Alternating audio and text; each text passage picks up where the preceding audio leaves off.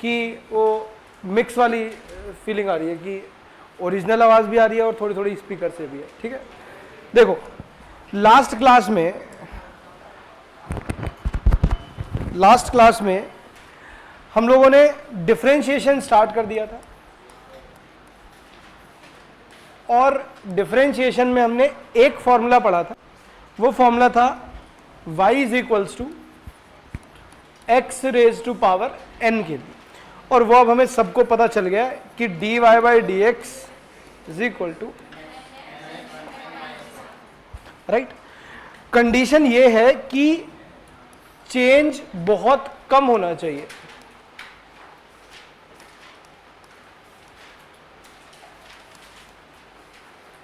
Change should be very small, ठीक है। इसका एक छोटा सा एग्जाम्पल देखते हैं।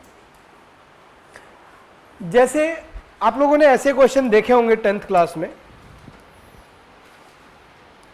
क्योंकि तुम सब अभी 10th के एग्जाम्स ही देकर आए हो तो इसलिए जरूर याद होगा कि if length is stretched by 0.1%, तो बताओ जरा रेजिस्टेंस में कितना परसेंट चेंज होगा?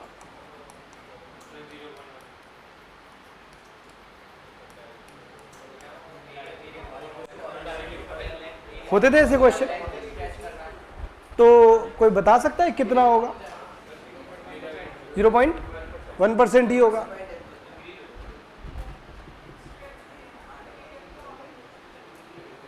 देखो असल में ध्यान से देखना, हमें पता है कि R is equal to rho L upon A होता है, लेकिन इसका यह मतलब बिल्कुल नहीं है कि मैं लिख सकता हूं R L के प्रोपोर्शनल है। रीजन बीइंग कि एरिया क्या है यहां पर, स्ट्रेच वाले केस में तो एरिया कम होता चला जाता है ना, तो आप R प्रोपोर्शनल टू L नहीं लिख सकते हो। क्या मैं ऐसा कर लूं कि लेंथ से मल्टीप्लाई कर देता हूं और लेंथ से डिवाइड कर देता हूं, so that this term will become volume. और क्या वॉल्यूम कांस्टेंट रहेगा अगर मैं स्ट्रेच करूंगा? यस। तो इसका मतलब क्या R is equal to rho L square upon V लिखा जा सकता है? यस। और क्या अब R proportional to L square लिखा जा सकता है? यस। यहां तक बात समझे? अब मैंने क्या सोचा कि मैं डिफरेंशिएट कर देता हूं इसे विद रिस्पेक्ट टू लेंथ, क्योंकि बेसिकली जो क्वेश्चन में वो कहना चाह रहा है दैट इज कि आप लेंथ को चेंज करो और उसके कोरस्पॉन्डिंग रेजिस्टेंस में क्या चेंज आएगा ये हमें बताओ। तो इसका मीनिंग तो यही हुआ। तो इसका मतलब अगर इसे डिफरेंशिएट किया जाए तो this will become d R by d L, और ये होगा कितना? Rho upon V multiplied by, अभी जो हमने डिफरेंशिएशन सीखा है उसके अकॉर्डिंग। यहां तक बात ठीक है? अब क्या करना है हमें? डी एल को इस तरफ ले जाता है, राइट, क्योंकि द पॉइंट इज कि हमें परसेंटेज चेंज लिखना है। तो अगर मैं डी एल को इधर ले जाऊंगा, this will become d R is equal to rho upon V times 2L times d. यहां तक बात ठीक है? अगर आपको percentage change in resistance calculate करना है तो क्या मुझे दोनों तरफ रेजिस्टेंस से डिवाइड कर देना चाहिए? भाई आप R से डिवाइड करोगे तभी तो ये change in resistance upon resistance बनेगा, तभी तो हम परसेंटेज की तरफ आगे बढ़ेंगे। तो क्या लिखोगे आप यहां पर? आप यहां पर लिखोगे डी आर अपॉन आर, और फिर इधर भी डिवाइड करना पड़ेगा। कितना आएगा इधर डिवाइड करके? Rho L square upon V. दोनों तरफ मैंने R से डिवाइड कर दिया। यहां तक बात ठीक है? अब क्या होगा? ये रो से रो कैंसिल हो जाएगा, V से V कैंसिल हो जाएगा, एक L से एक L कैंसिल हो जाएगा। मेरे पास बचेगा कितना? D R upon R is equal to 2 times d L upon L. Now if you will multiply this with 100, so this will become percentage change of resistance, this will become percentage change in length. तो कितना given है percentage change in length? 0.1. The answer is 0.2.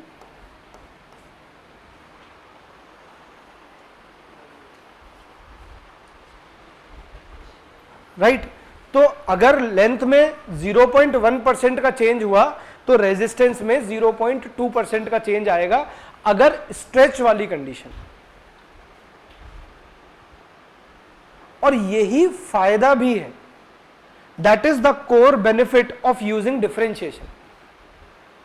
Differentiation का मतलब है आपके पास एक equation लिखी हुई है, आप उसमें से राइट साइड वाले वेरिएबल में कुछ चेंज करते हो और उसके लेफ्ट साइड वाले आउटपुट में कितना चेंज होगा ये कैलकुलेशन एक्सपेक्ट करते हो। लेकिन इसमें ज्यादा समझने वाली बात यह है कि the value of change should be very small. Right क्या हो जाएगा अगर चेंज स्मॉल नहीं हुआ? इसी को आगे सॉल्व करके देखते हैं। देखो जरा इसे थोड़ा सा और मतलब बेसिकली मैं जो समझाने की कोशिश कर रहा हूं that is application of differentiation, कि हम डिफरेंशिएशन को अप्लाई कैसे कर रहे हैं। अब आप सोचो कि आपके सामने ये एक फॉर्मूला बन गया है rho L square upon V. अब मैं आपसे बोलता हूं कि बताना जरा अगर मैंने लेंथ में 1% का चेंज किया तो रेजिस्टेंस में कितने परसेंट का चेंज आएगा? आप बोलोगे सर डिफरेंशिएशन वाले आउटपुट से तो मुझे डायरेक्ट पता चल गया अब, because I have this formula, और लेंथ में आपने 1% किया तो I expect the answer to be 2%। Right क्या अगर मैं बेसिक्स यूज करता तो भी यही आंसर आता? देख लेते हैं एक बार। बेसिक्स यूज करने का क्या मतलब हुआ? बेसिक्स यूज करने का मतलब हुआ कि आप इस वैल्यू को, इस फॉर्मूले को यूज करो। R1 कितना बनेगा? रो 100 स्क्वायर अपॉन V। R2 कितना बनेगा? रो 101 स्क्वायर अपॉन V। भाई ऐसे ही तो निकालोगे। अगर हमें डिफरेंशिएशन नहीं आता होता तो क्या करते आप? ऐसे ही यूज करते इस फॉर्मूले को। और फिर परसेंटेज चेंज के लिए कहां पर जाओगे? आप बोलोगे सर वो R2 minus R1 divided by R1 multiplied by 100। This is what we are expecting to calculate. Percent वाले केसेस में ऐसा ही करते हैं। अब क्या होगा? R2 माइनस R1 करो जरा इसे minus, rho upon V common आ गया तो rho upon V multiplied by A square minus B square. क्या a plus B A minus B direct कर दूं तो it will be 1 multiplied by 201 divided by कितना? R1। R1 कितना है? Rho upon V times 100 square multiplied by 100 for percentage change. एक 100 से एक 100 कैंसिल हो जाएगा, रो अपॉन V से रो अपॉन V कैंसिल हो जाएगा। This is 201 upon 100 which is 2.01। ये 0.01 क्या कर रहा है यहां पर? आप बोलोगे सर डिफरेंशिएशन में चेंज बहुत स्मॉल रखना था ना, उस वजह से ये वेरिएशन आ गया। लेकिन अगर मेरे सामने 4 ऑप्शन लिखे होंगे तो आई कैन इजीली प्रेडिक्ट कि उन ऑप्शंस में से कौन सा आंसर ठीक होना चाहिए, बिकॉज ऑफ दिस कैलकुलेशन जो कि उतना ज्यादा लेंदी नहीं है। ये आपको डायरेक्टली पता चल गया।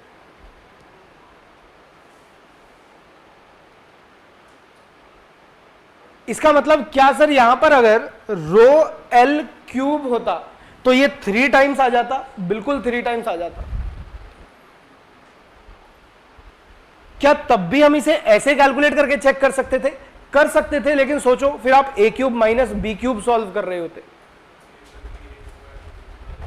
और वो L की पावर 5 भी हो सकता था। भाई आप सोचो जरा कि अभी तो आपने फिजिक्स जस्ट पढ़ना ही शुरू किया है, हो सकता है आगे ऐसे फॉर्मूले आए जिनमें L रेज़ टू पावर 5 पे कुछ वेरी कर रहा हो। तो अगर इतनी पावर पर वेरी करेगा तो मैं कैसे हर बार उसे 100 एज्यूम करूंगा, फिर उसकी परसेंटेज चेंज कैलकुलेट करूंगा, फिर उसकी कैलकुलेशन करूंगा। उन सब चीजों को अवॉइड करने के लिए we will prefer going with differentiation in case the change is very small. हां अगर चेंज स्मॉल नहीं है तो फिर इन सब चीजों के बारे में बात करने का कोई मतलब नहीं रह जाएगा। यही क्वेश्चन मैं 10% के लिए सॉल्व करूंगा तो मैं सॉल्व करने से पहले श्योर हूं कि गलत आंसर आएगा। रीजन बीइंग कि डिफरेंशिएशन उसके लिए बना ही नहीं है। क्या लगता है हमारा जो आंसर आएगा, मतलब 10% मान लो मैं सॉल्व करना चाहता हूं, हमारा जो आंसर आएगा वो ज्यादा होगा या कम होगा इन कंपैरिजन टू जो डिफरेंशिएशन से आंसर आएगा? ज्यादा होगा, बिकॉज डिफरेंशिएशन में हम कुछ टर्म्स नेग्लेक्ट करते हैं। इनफैक्ट एक बार देख लें क्या कितना ज्यादा होगा 10% के लिए, देख लेते हैं। अब जब कर ही रहे हैं तो थोड़ा आइडिया लगा लेते हैं। बोलो जरा 10% इन लेंथ, बोलो। तो आप बोलोगे सर यहां पर सब कुछ सेम रहेगा, ये सब भी सेम रहेगा, this is 100 square, this will be 110 square, तो 110 स्क्वायर का चेंज कितना बनेगा? आप बोलोगे सर ये आ जाएगा 110 square minus 100 square, very good, divided by 100 square multiplied by 100, ये बनेगा। रो अपॉन वी मैंने कॉमन लेकर कैंसिल कर दिया। कितना बना ये? a plus B A minus B, I think it is coming out to be 21%। वो 210 बनेगा ना, डिवाइड कर देंगे तो इट इज 21%। और डिफरेंशिएशन से हमने क्या एक्सपेक्ट किया होता? 20%, राइट? इसका मतलब क्या ये बोल सकता हूं कि 10% तक पहुंचने में उतना ज्यादा वेरिएशन भी नहीं आया, मतलब 21 का 20 आ गया, तो still it is very close to the correct answer, given that the options are not very close. For example option में लिखा होता 20, 25, 30, 35, तो this is, I think this is the best way to do this. लेकिन अगर option में लिखा होता 20, 21, 22, 23, तो फिर ये मेथड थी, right? I have taken this example only because कि आपको ये फॉर्मूला ऑलरेडी पता है। ऑब्वियसली जो भी फॉर्मूले हम आगे पढ़ेंगे वो सारे फॉर्मूले के अंदर ये concepts as it is applicable होंगे। यहां तक बात समझे? कोई डाउट यहां तक? क्लियर एकदम? चलिए वापस डिफरेंशिएशन को थोड़ा सा और एक्सप्लोर करते हैं। मतलब हमें y is equal to x raise to power n वाला फॉर्मूला पता चल गया है। एक और फॉर्मूला पता करते हैं, y is equals to k times x raise to power n। हालांकि मैं इसे यूज कर चुका हूं। तो जब k टाइम्स, मतलब कोई कांस्टेंट भी अगर मल्टीप्लीकेशन में है तो स्टिल जो डिफरेंशिएशन है वो एज इट इज रहेगा, कांस्टेंट से उसे कोई फर्क नहीं पड़ता है। जैसे डिफरेंशिएशन पहले था ये वैसे ही आ जाए, राइट? आप सब लोगों के पास मॉड्यूल है, मॉड्यूल में मतलब मैक्सिमम लोगों के पास शायद होगा ही, जिनका फर्स्ट या सेकंड है शायद उनके पास बस नहीं होगा, वो बराबर वाले के में से देख सकते हैं। डिफरेंशिएशन के फॉर्मूले की एक लिस्ट है उसके अंदर, एक बार देख लो मॉड्यूल में।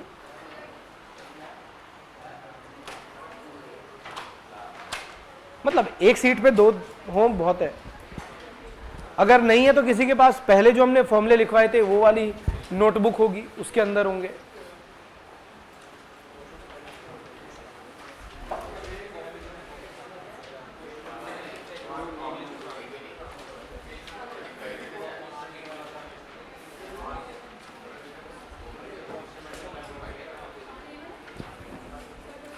दिखाओ।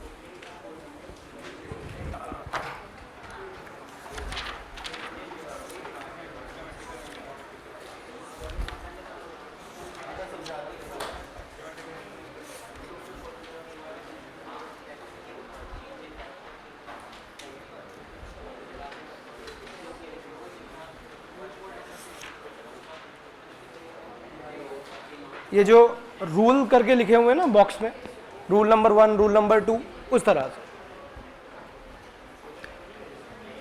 लिखे हुए रूल्स मॉड्यूल में, वही देखो। अब आप एक चीज और देखो जरा, एक बात थर्ड रूल में या फोर्थ रूल में वहां पर लिखी हुई है कि if y is sine x तो differentiation of y is cos x। इसके बारे में मुझे थोड़ी डिटेल में बात करनी है, और देखें क्या डिटेल में बात करनी है कि sin x का डिफरेंशिएशन cos x होता है, ये बात हमें पता चल गई है। और हमें यह बात करनी है कि क्यों होता है, ऐसी क्या खास बात है cos x में जो sin x में नहीं है, कि sin x का डिफरेंशिएशन sin x ही नहीं रह सकता था या फिर कोई और फंक्शन नहीं हो सकता था। तो आप सोचो जरा कि इसे लिखने से हम क्या इन्फर करना चाह रहे हैं। हम लिखना चाह रहे हैं कि dy जो है वो इक्वल है value of cos x multiplied by dx। What they are trying to say is कि आप x में कुछ चेंज करो, x में, तो उसके कोरस्पॉन्डिंग y में चेंज होगा। तो वो जो y का चेंज है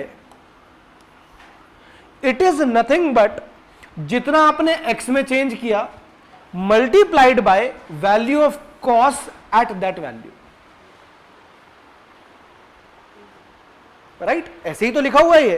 भाई इसका क्या मीनिंग निकालोगे? इसका मीनिंग निकालोगे कि y में कितना चेंज हुआ, उस एंगल पर cos की वैल्यू मल्टीप्लाइड बाय जितना आपने x में चेंज किया, यही मतलब निकला। अब ये y का डिफरेंशिएशन कैसे है ये देख लेते हैं एक बार ग्राफ से।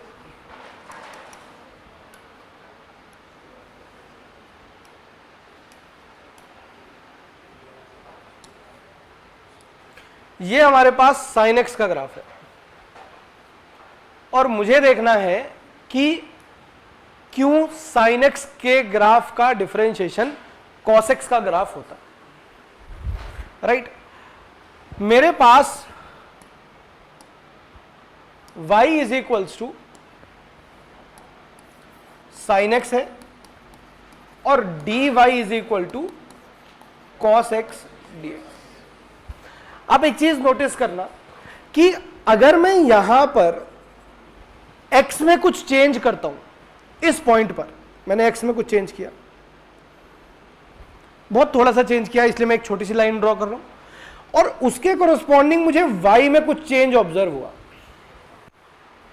तो this value is dx and this value is dy। यहां तक बात समझ आई?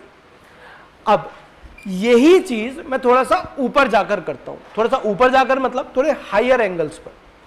अगर थोड़ा आगे जाकर यहां पर करूंगा यही चीज, तो now you will get to know कि सर dx चेंज करने पर आजकल y उतना चेंज नहीं हो रहा है जितना पहले हुआ करता था, राइट? मतलब x की वैल्यू को मैंने सेम ही चेंज दिया है लेकिन y की वैल्यू डिक्रीज हो गई है, अब उतना चेंज नहीं हो रही है। अब आप cos x का ट्रेंड समझो। cos x कैसे काम करता है?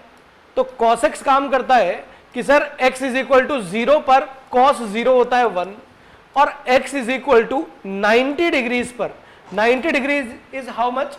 अगर मैं रेडियन में लिखूंगा इट इज पाई बाय 2, तो पाई बाय 2 और पाई कितना होता है 3.14 बाय 2 इट इज 1.57, तो 1.57 रेडियन पर I will get this value to B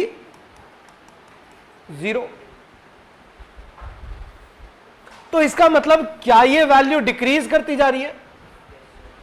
और क्या यहां पर y में जो चेंज है वो चेंज भी डिक्रीज करता जा रहा है? और क्या इस पॉइंट पर पहुंचने पर, हाईएस्ट पॉइंट पर पहुंच जाओ जरा एक बार, यहां पर अगर आपने एग्जैक्ट इस पॉइंट पर dx चेंज किया तो y में कितना चेंज आएगा? 0। That is what cos pi by 2 represents.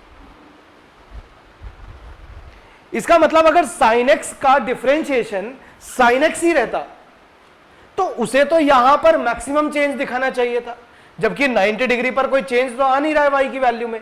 This means कि ये cos वाले फंक्शन को ही एग्जैक्टली फॉलो करेगा।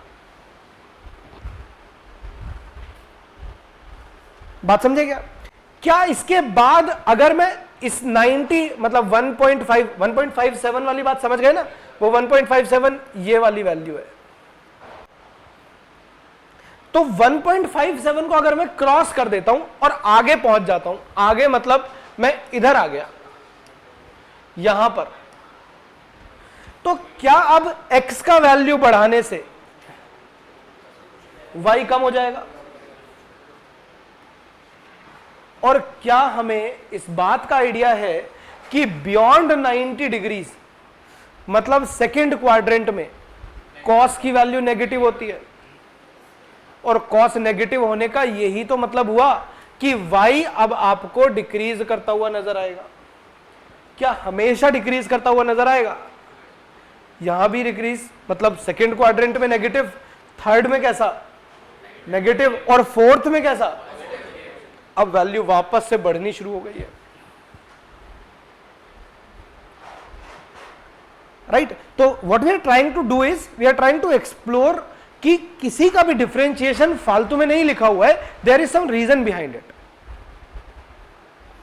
हां, इसे किसी ने कैसे सॉल्व किया होगा, that is part of mathematics, जो कि लिमिट्स से रिलेटेड कोई बात है, होता होगा कोई लिमिट चैप्टर है तुम्हारे 11th के सिलेबस में, तो लिमिट से रिलेटेड कोई बात है, वो कैलकुलेशन आप मैथ्स में सीख लोगे। बट द पॉइंट इज कि अभी हम ऐसे डायरेक्टली जो लिख रहे हैं उसके पीछे क्या क्या रीजन है, तो this is the reason behind it. बात समझे? क्लियर है बात? यहां तक किसी को कोई डाउट है, कुछ प्रॉब्लम है, पूछ लो। चलिए, बहुत बढ़िया। नाउ आफ्टर दिस मान लेता हूं कि मैं एक किसी और एक्सप्रेशन का ग्राफ ऑब्जर्व करना चाहता हूं, और वो ग्राफ है y is equals to 2x minus 1, ये ऑब्जर्व करना चाहता हूं, राइट? अब पहले तो इसे डिफरेंशिएट करके देख लेते हैं, फिर कितना आएगा इसका डिफरेंशिएशन। तो आप बोलोगे सर इसका डिफरेंशिएशन आएगा dy by D x equals 2x का कितना 2, और 1 के साथ तो x नहीं लिखा हुआ है, तो ये असल में x रेज टू पावर 0 का एग्जाम्पल होगा। x रेज टू पावर 0 मतलब पावर पहले आएगी, इसमें क्या किया मैंने 1 x raise to power 1 minus 1, और इसमें क्या किया minus 1 0 x raise to power 0 minus 1। ऐसे सॉल्व हुआ होगा ये डिटेल में। अभी सीखा ना हमने कि x raise to power n को कैसे डिफरेंशिएट करते हैं, तो ऐसे करते हैं। अब बताओ जरा कि ये वाला वैल्यू कितना बना 2, और ये वाला वैल्यू कितना बना 0। तो finally the differentiation of y is coming out to be 2। तो क्या मैं ये बोल सकता हूं कि सर इसका मतलब बना dy जो है वो 2 टाइम्स ऑफ dx है, और dy जो है वो x पे डिपेंड ही नहीं कर रहा है, वो बस इस बात पर डिपेंड कर रहा है कि आप x में कितना चेंज करते हो, और वो आप कहीं भी करके देख लो सेम ही आंसर आएगा। कैसे? कि अगर मैं यहां पर x में कुछ चेंज करता हूं और उसके कोरस्पॉन्डिंग y में जो चेंज आता है, क्या वो डबल होगा? यस। और अगर यही काम मैंने यहां पर किया होता तब भी ये सेम ही आता, यही काम मैंने यहां पर किया होता तब भी सेम आता। That is why the differentiation of this equation is a constant value. मतलब y का जो चेंज है वो यहां पर इस बात पे डिपेंड ही नहीं कर रहा है कि आप कौन से x कोऑर्डिनेट पर चेक कर रहे हो, किसी भी x कोऑर्डिनेट पर देख रहे हो सेम ही रेशियो आ रहा है, राइट? दैट इज वाई ये ग्राफ मतलब जो ये इक्वेशन है ये एक कांस्टेंट डिफरेंशिएशन को रिप्रेजेंट करती है, राइट? कोई और फंक्शन देख लेते हैं, मतलब this is again one function जिससे हम इस बात को थोड़ा देख पा रहे हैं। कोई और देखते हैं, मान लेते हैं next is let's say y is equals to कोई क्वाड्रेटिक फंक्शन देखते हैं एक्स स्क्वायर। अब दोबारा से सोचो ये सारी बातें कि ये y is equals to x square है। सबसे पहले तो इसका डिफरेंशिएशन कितना आएगा, तो y is equals to sir x square लिखा तो dy आ गया 2x, और dx को भी इधर ले आता हूं तो dx। क्या अभी जो चेंज इन y है वो x पे डिपेंड कर रहा है? तो बिल्कुल कर रहा है। बात ठीक है क्या? और ग्राफ में भी ये बात नजर आ रही है कि इनिशियली जब आप इधर चेक करते हो तो x में चेंज करने पर y का चेंज बहुत कम आता है, लेकिन जब आप यही काम यहां पर करते हो तो x में चेंज करने पर y में अच्छा खासा चेंज आता है। इसका मतलब जैसे जैसे x कोऑर्डिनेट बढ़ता जा रहा है वैसे वैसे y का चेंज बढ़ता जा रहा है, even if you are changing equal amount of value x, उसके बाद भी, right. So that is how this differentiations are defined. ठीक है, क्लियर है यहाँ पे? बहुत बढ़िया। तो ये बात अपने को अब समझ आ गई है कि डिफरेंशिएशन ऐसे क्यों लिखे जाते हैं, जो फॉर्मूले हैं वो इस तरह से क्यों लिखे जा रहे हैं। ठीक है, फॉर्मूले हमारे सबके पास जो मॉड्यूल्स हैं उनमें लिखे ही हुए हैं, तो फॉर्मूले हम यहाँ पर नहीं लिख रहे हैं, अब हम इन्हें डायरेक्ट यूज करने वाले हैं। डायरेक्ट यूज करने का क्या मतलब है वो समझ लेते हैं। एक रूल ये है कि, हालांकि हमने उस रूल को ऑलरेडी यूज कर लिया है वैसे, पर फिर भी लिख लेते हैं कि अगर मल्टीपल फंक्शंस भी हैं और ये अलग अलग टर्म्स में लिखे हुए हैं तो you can differentiate them individual, सबको अलग अलग डिफरेंशिएट किया जा सकता है। जैसे हमने अभी 2x - 1 को कर लिया है ऑलरेडी, तो ये बात तो ईजी है यूज करने के लिए। फोर्थ में मैं सारे फॉर्मूले लिख देता हूं। जैसे अगर कहीं आपको sin x का डिफरेंशिएशन यूज करना है तो it will B cos x, अगर आपको cos x का डिफरेंशिएशन यूज करना है माइनस sin x, अगर आपको tan x का डिफरेंशिएशन यूज करना है sec स्क्वायर x, अगर आपको cosec x का डिफरेंशिएशन यूज करना है cosec x कितना minus cosec x cot x, sec x का डिफरेंशिएशन यूज करना है sec x tan x, और कौन बचा है cot x का करना है माइनस cosec स्क्वायर x। मेरे ख्याल से में से ज्यादातर लोगों को तो ये आते ही हैं, जिनके लिए नए हैं कोई बात नहीं, मतलब हमें बस इन्हें डायरेक्ट ही यूज करना है, अब हमारे लिए कोई डिटेलिंग की बात नहीं रह जाएगी। और कौन बचा है e raise to power x का differentiation, e raise to power x, ये सबसे सीधा सच्चा आदमी है। log x कितना होगा, log x is 1/x, then a raise to power x कितना होगा, a raise to power x log a, then बस इतने बहुत है। ठीक है, इनमें से आई थिंक ये तीन हम छोड़ सकते हैं, जैसे cosec x, sec x और cot x, ये उतने ज्यादा यूज नहीं होते।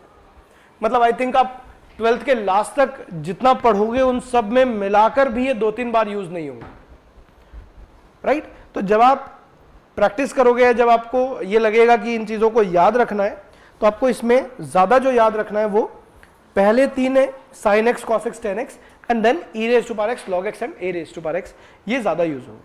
ठीक है, चलिए अब इसके आगे देखते हैं। मतलब अगर कहीं पर ऐसे लिखा मिले कि y is equals to sin x plus log x plus x cube, तो आप बोलोगे अब इनका हम डिफरेंशिएशन डायरेक्ट कर सकते हैं। कैसे करेंगे direct, dy by D x is equals to sin x का कितना cos x, log x का कितना 1/x और इसका 3x। ये अब हमें सबको पता है, राइट।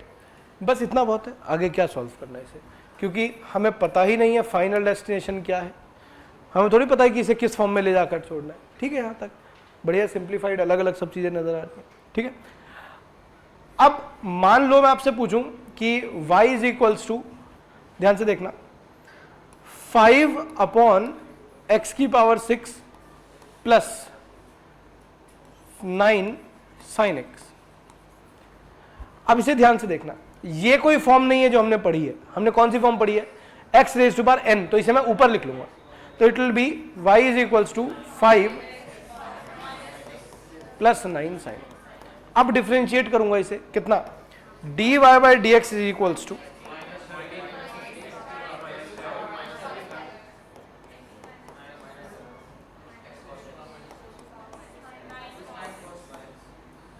सिंपल, कितना हुआ है, -30 प्लस ये आ जाएगा। बात ठीक है, इस तरह से हम इसे डिफरेंशिएट कर सकते हैं। यहां तक किसी को कोई डाउट है पूछ लो। अब हम इसी को फिर आगे एक्सटेंड करने वाले हैं। कोई भी चीज़ किसी को रिपीट करानी है, कुछ भी कंफ्यूजन है, कोई नया केस सोच रहे हो कि सर अगर ऐसा होगा तो क्या करेंगे, इस तरह की कोई भी चीज़ दिमाग में आ रही है तो पूछ लो एक बार। पूछना कुछ?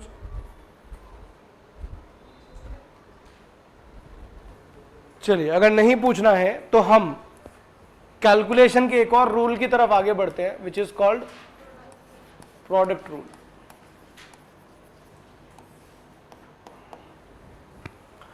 प्रोडक्ट रूल में क्या होता है कि आपके पास ऐसा लिखा हुआ है कि दो फंक्शंस मल्टीप्लीकेशन में y is equals to F x times G x, ठीक है। ये दो कैसे भी फंक्शन हो सकते हैं। हो सकता है ये दोनों सेम टाइप के फंक्शन हो सकता है ये दोनों अलग टाइप के। अलग टाइप मतलब हो सकता है दोनों ट्रिग्नोमेट्रिक हैं, sine x into cos x. हो सकता है दोनों अलग अलग टाइप के हैं, x square multiplied by log x. तो किसी भी टाइप के हो, बस वो दोनों अगर मल्टीप्लीकेशन में है, देन उसके नाम से ही समझ में आ रहा है, you will use product rule. कैसे डिफरेंशिएट करते हैं इसे? dy by D x is equals to, बहुत सिंपल है, आप इनमें से किसी भी एक को फर्स्ट और किसी भी एक को सेकंड फंक्शन मान लो। अब क्या करोगे आप? सबसे पहले फर्स्ट फंक्शन को एज इट इज रखना है, सेकंड फंक्शन को डिफरेंशिएट करना है। तो मैं ये सिंबल लिख देता हूं और हमें पता रहेगा कि हमने इसे डिफरेंशिएट किया। कहीं कहीं पर आपको ऐसे लिखा हुआ भी मिलेगा, तो इसका मतलब भी यही होता है कि आपने gx को डिफरेंशिएट कर दिया। इसे g डैश एक्स बोलेंगे तो इट विल बी gx का डिफरेंशिएशन होगा g डैश एक्स, ऐसे भी लिख देते हैं कई बार। तो ये लिखा हुआ है, प्लस आगे क्या लिखा होगा? इस बार gx एज इट इज और डिफरेंशिएशन ऑफ fx। क्या इसे ऐसे लिखा जा सकता था? fx g dash x plus gx f dash. तो ये भी सेम ही बात होती है, राइट। कोई एग्जांपल देख लेते हैं।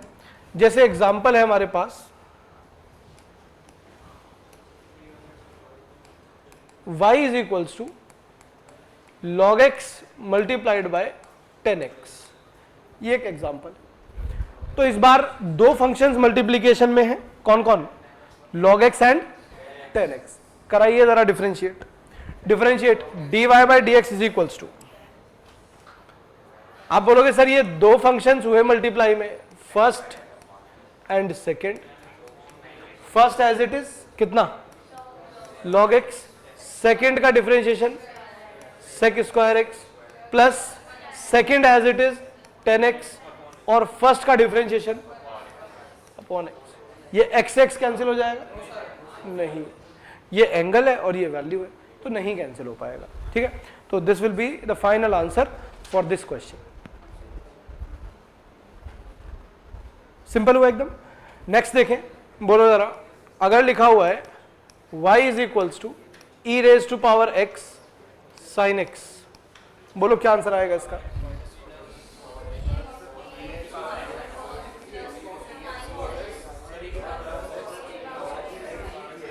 Very good.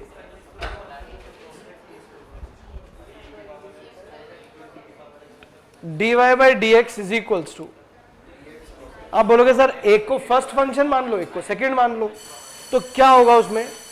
First function remains as it is. इसका तो पता भी नहीं चलेगा कि इसे डिफरेंशिएट कर दिया है कि नहीं किया है, तो मैं इसे याद रखूंगा कि ऐसे ही रखा है मैंने अभी इसे। सेकंड को डिफरेंशिएट करूंगा तो साइन एक्स का डिफरेंशिएशन हो जाएगा कॉस एक्स। नींद आ रही है? नहीं तो आंख क्यों बंद की हुई है?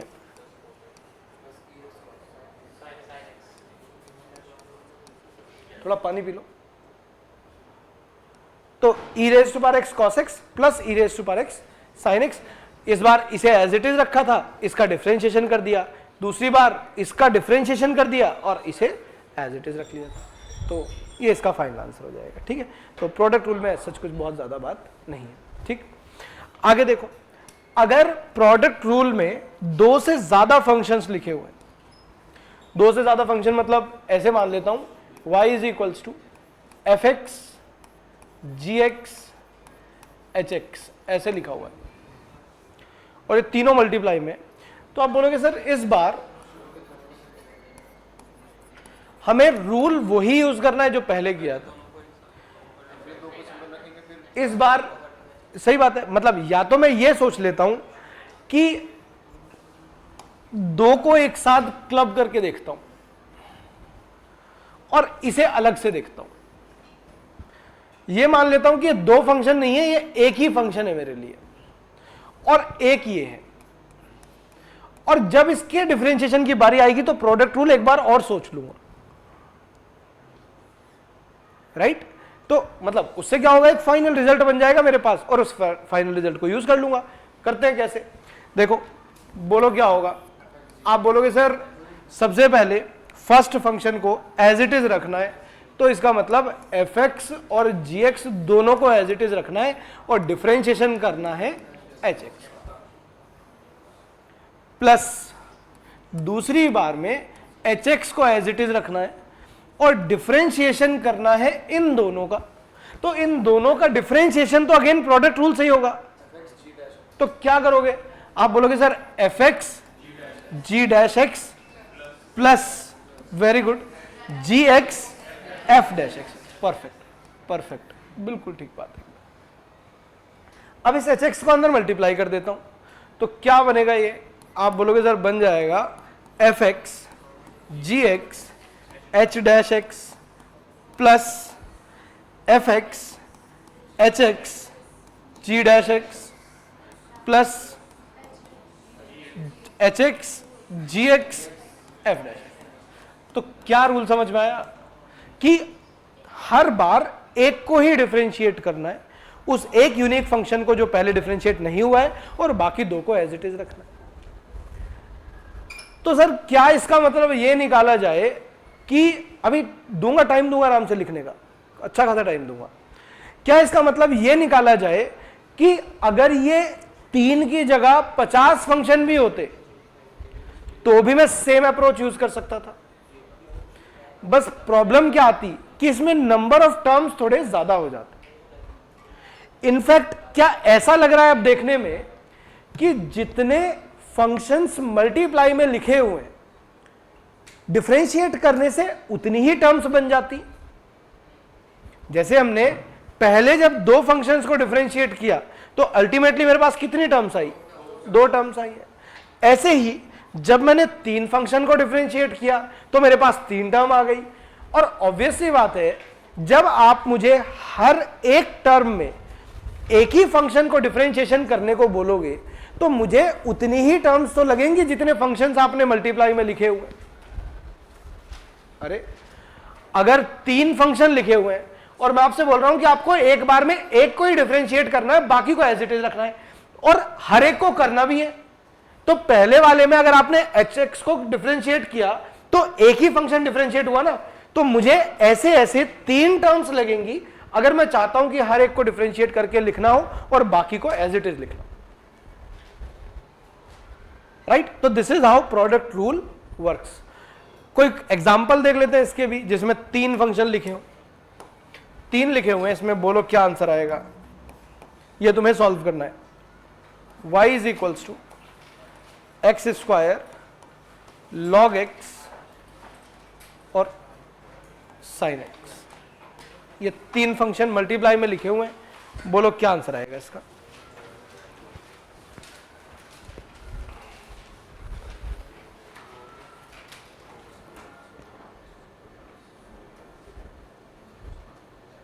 फॉर्मूले अभी याद नहीं होंगे, वो नोटबुक में से या मॉड्यूल में से देख लेना।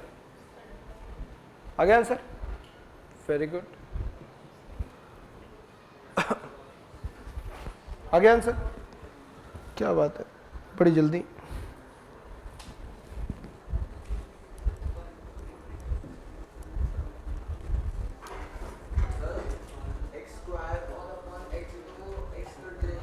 बिल्कुल कट जाएंगे, क्यों नहीं कटेंगे।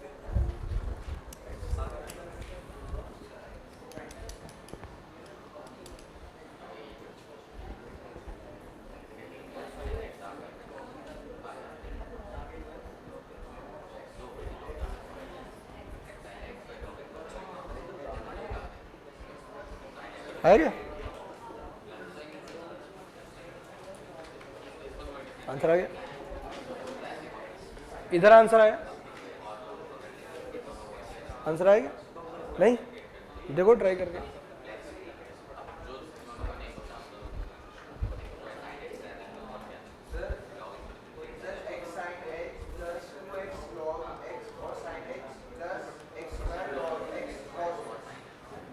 बिल्कुल ठीक है।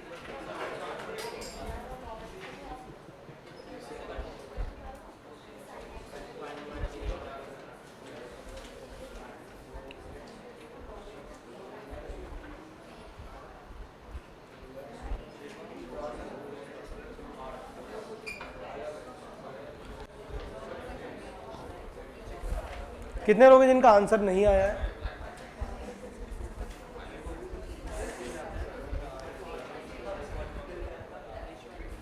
देखो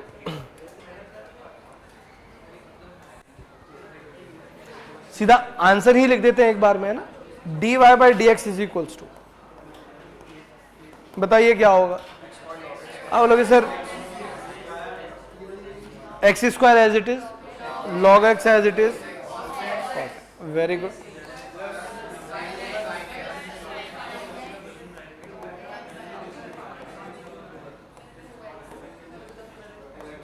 प्लस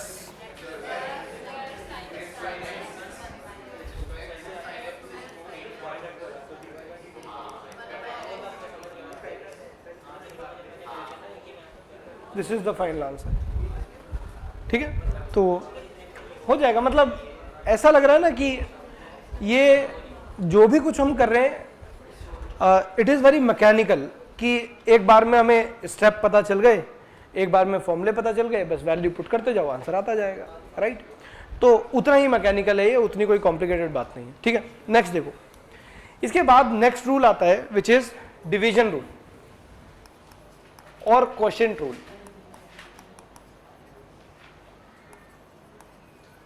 कि अब दो फंक्शंस डिवीजन में है, क्या होगा, दो फंक्शंस डिवीजन में होंगे तो ऐसे कुछ लिखा होगा, y is equals to F x upon G x.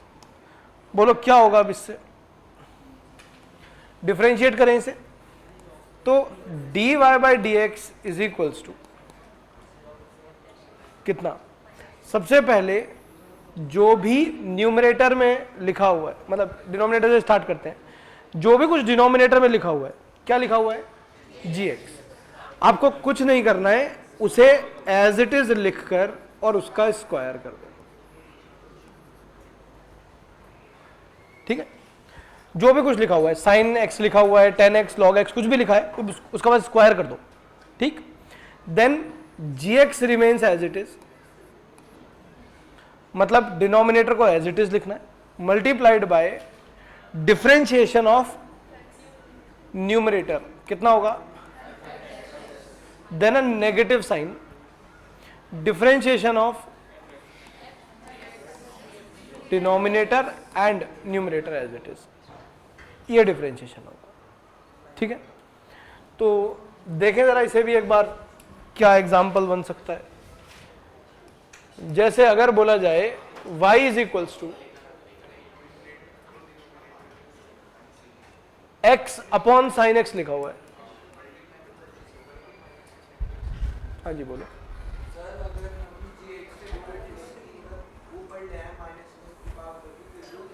gx की पावर बिल्कुल हो जाएगा, पर उसके लिए एक इससे आगे रूल है, वो आना चाहिए, नहीं तो जब हम वो वाला रूल पढ़ेंगे तब मैं बताऊंगा कि ये कैसे डेराइव हुआ है, ठीक है। तो y is equals to x upon sine x लिखा है यहां पर, अब करो जरा इसे डिफरेंशिएट, तो dy बाई डी एक्स हुआ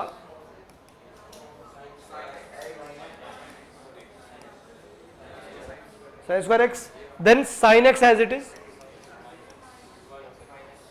then differentiation of x which is 1, then a negative sign, x as it is, differentiation of sin x which is, ये फाइनल आंसर। चाहो इन्हें अलग अलग लिख लो, कितना आएगा, cosec x minus x cot x, वो भी ठीक है, उसमें भी कोई प्रॉब्लम नहीं। बात समझे? क्लियर एकदम? मान लो कहीं पर ऐसे लिखा होता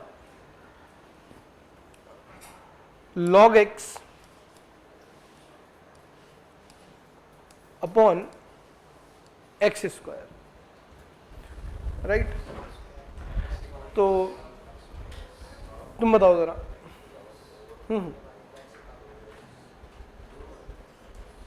नहीं नहीं, तुमसे पीछे। हाँ बोलो, मुझे बोल दो, मैं लिख दूंगा। एक थोड़ा सा उठ जाओ एक बार, एक सेकेंड। सबसे पहले ये y की वैल्यू है ना, तो dy by D x is equals to, हाँ जी बताइए क्या बता रहे हो? Very good, x raise to power 4, x square as it is कितना? 1 अपॉन एक्स, ठीक है, माइनस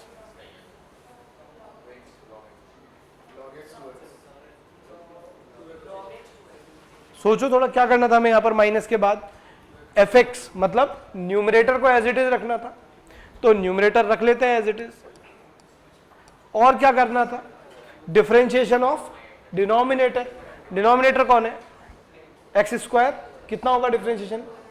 2x, राइट? तो कितना आया ये सॉल्व होकर?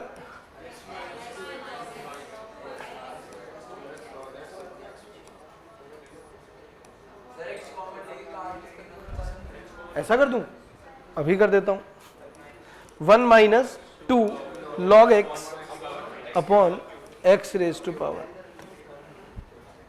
ये फाइनल आंसर। बात समझे? क्या इससे हम ये बात प्रूव भी कर सकते हैं कि y is equals to 10x का डिफरेंशिएशन sec स्क्वायर x होता है using sin x upon cos x? देखते हैं कैसे। भाई अगर मैं यहां पर लिखूं कि आप y is equals to sine x upon cos x को डिफरेंशिएट करो, और मुझे ऑलरेडी पता है कि ये 10x होता है और उसका डिफरेंशिएशन sec स्क्वायर x होता है, तो we are just trying to proof कि उसका डिफरेंशिएशन sec स्क्वायर x होता है, राइट? क्या करेंगे उसके लिए?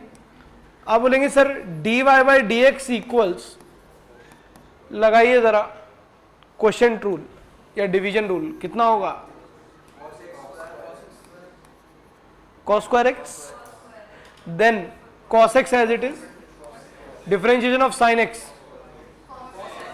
cos x, then a negative sign sin x as it is, differentiation of cos x, तो न्यूमरेटर में कितना बना? cos square x plus sin square x which is 1 divided by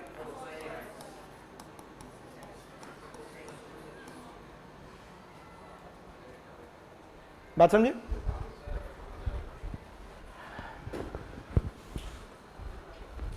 speed ज्यादा तो नहीं लग रही है? इतना तो पढ़ सकते हैं एक दिन में, इतना तो सीखना ही चाहिए,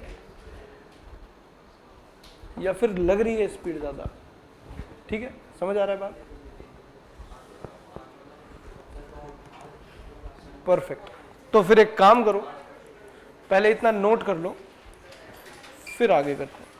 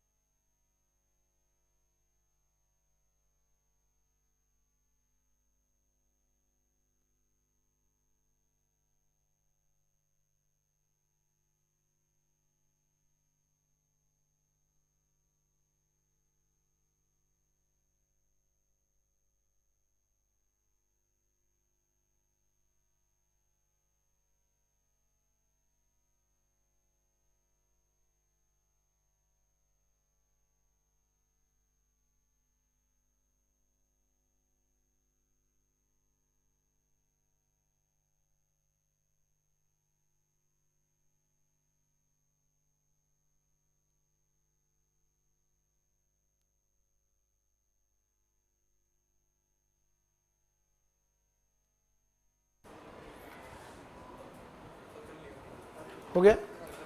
अच्छा ऐसे ना एक चीज और, कोई ऐसा तो नहीं है जो सोच रहा है कि 2 नोटबुक बना लेता हूँ, एक में जिसमें क्लास में पहले लिखूंगा और फिर घर जाके उसे फेयर करूंगा, ऐसा तो कोई नहीं है? हाँ, अगर कोई है भी तो मत करना ये सब। ऐसा रजिस्टर में उतना साफ करके कुछ नहीं लिख पाओगे कि बाद में उसकी कोई बुक पब्लिश हो जाए।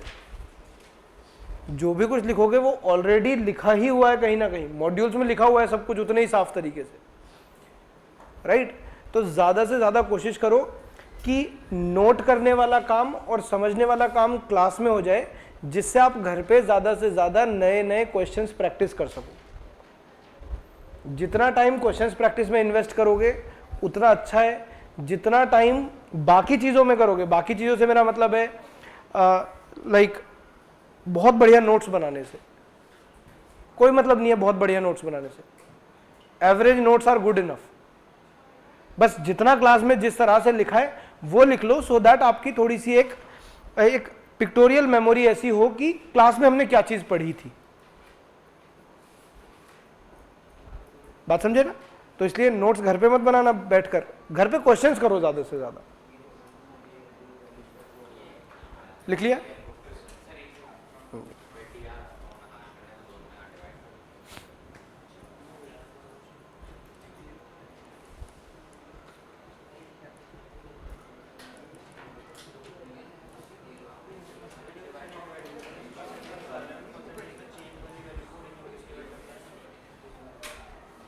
हो गए?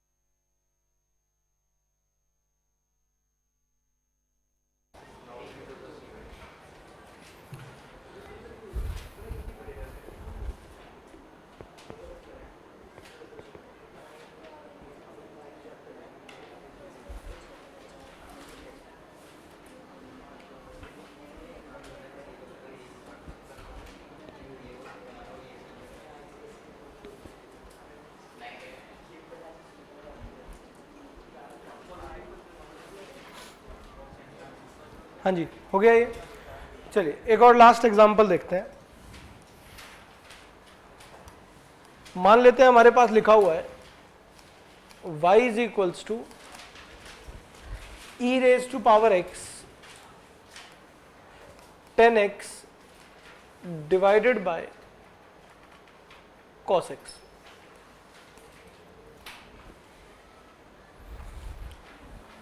ठीक है, अब इसमें देखकर समझ आ रहा है कि इसमें डिवीजन रूल भी लगेगा, प्रोडक्ट रूल भी लगेगा, right?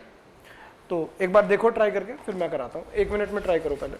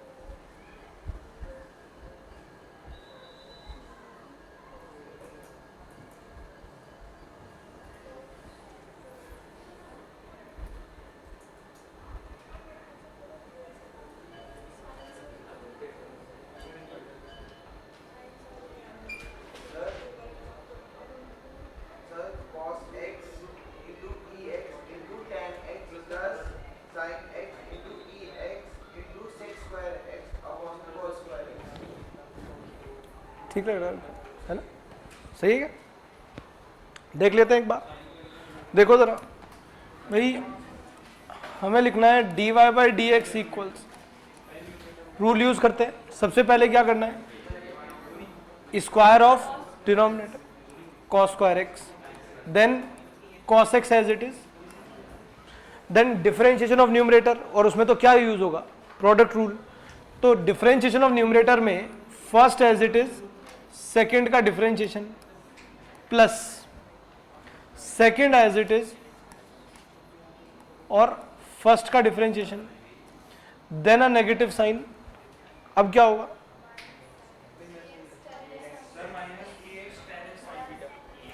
Minus E raise to power x 10x और cos x का डिफरेंशिएशन माइनस साइन x, तो प्लस हो जाएगा। तो ये फाइनल आंसर होगा।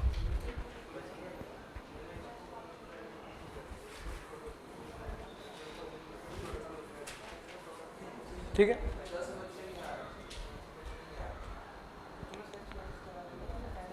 स्टेप सोचो एक बार। सबसे पहले आपको डिनोमिनेटर का स्क्वायर करना है, तो नीचे डिनोमिनेटर लिखा है cos x, उसका स्क्वायर कर दिया cos square x, then denominator as it is, cos x as it is आ गया। डिफरेंशिएशन ऑफ न्यूमरेटर, तो डिफरेंशिएशन ऑफ न्यूमरेटर को एक अलग क्वेश्चन की तरह ट्रीट करो, क्योंकि उसमें प्रोडक्ट रूल लगेगा। डिफरेंशिएशन ऑफ न्यूमरेटर में क्या हुआ, first as it is second का differentiation plus second as it is first का डिफरेंशिएशन। मतलब लेट्स से कि ये फर्स्ट है और ये सेकंड है, तो मैंने फर्स्ट को एज इट इज रखा, सेकंड का डिफरेंशिएशन कर दिया, प्लस सेकंड को एज इट इज रखा, फर्स्ट का डिफरेंशिएशन कर दिया, राइट? तो लाइक ये जो बॉक्स है it is differentiation of numerator, बाकी तो एज इट इज है जैसे पहले हो रहा था।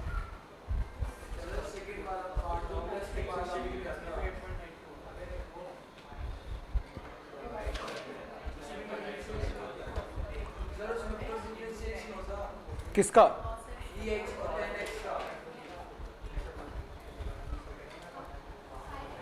आगे जो डिफरेंशिएशन करते हैं वो डिनोमिनेटर का करते हैं और न्यूमरेटर को एज इट इज रखते हैं, तो न्यूमरेटर एज इट इज रह गया और denominator which is cos x, तो उसका डिफरेंशिएशन कर दिया माइनस साइन x।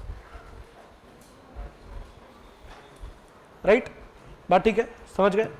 तो आज हमारा प्रोडक्ट रूल तक ये टॉपिक कंप्लीट हो गया,